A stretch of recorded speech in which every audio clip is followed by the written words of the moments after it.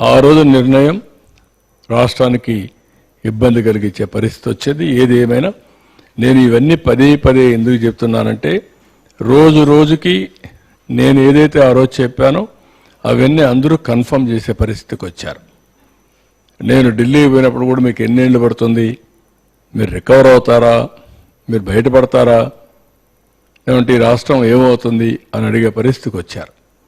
కాబట్టి ఇవన్నీ కూడా మీ ద్వారా రాష్ట్ర ప్రజలందరికీ విజ్ఞప్తి చేస్తున్నా. ఇది అందరూ అర్థం చేసుకోవాల్సింది.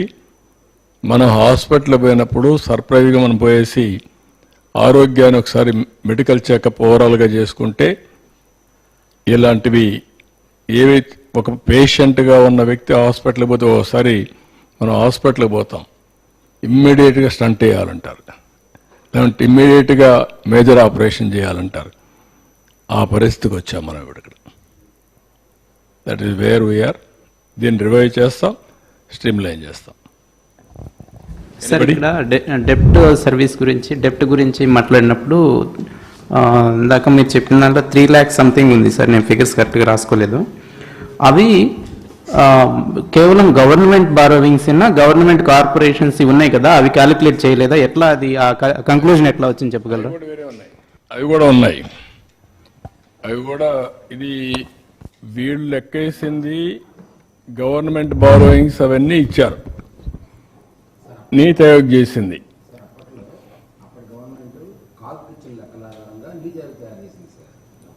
చాలా వాస్తవాలు బయట పెట్టలేదు. అనధికార అప్పులు ఉన్నాయి, ఎఫ్ఆర్బిఎం లోబడి దాన్ని వర్తించకుండా చేసిన అప్పులు ఉన్నాయి.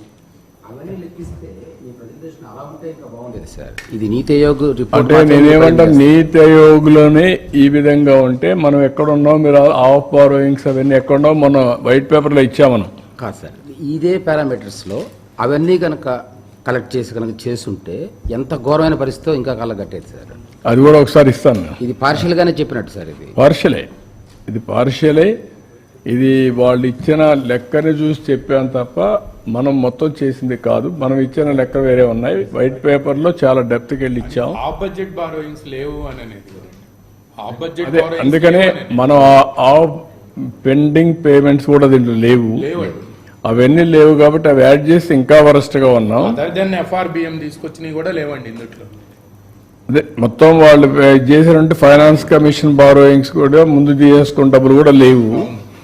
ఎవ్రీథింగ్. అందుకే నేను ఏమంటానంటే ఎవడు ఊహించనటువంటి ఆర్థిక పరిస్థితిని తీసుకొచ్చారంటే రాష్ట్రంలో.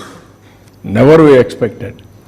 మొన్న వైట్ పేపర్స్ ఇచ్చాం, కానీ ఇప్పుడు నేను జస్టిఫికేషన్ ఎందుకు చేశానంటే నీతి ఆయోగ్ ఇచ్చిన రిపోర్ట్ని బేస్ చేసుకుంటేనే ఈ పరిస్థితి ఉంది. నీతి ఆయోగ్ ఓన్లీ వాళ్ళు ఇచ్చిన లెక్క ప్రకారమే చేశారు. వాళ్ళు ఎఫ్ఆర్బిఎంలో వచ్చినట్టు చేశారు తప్ప మిగిలిన లెక్క వాళ్ళు చేయలేదు.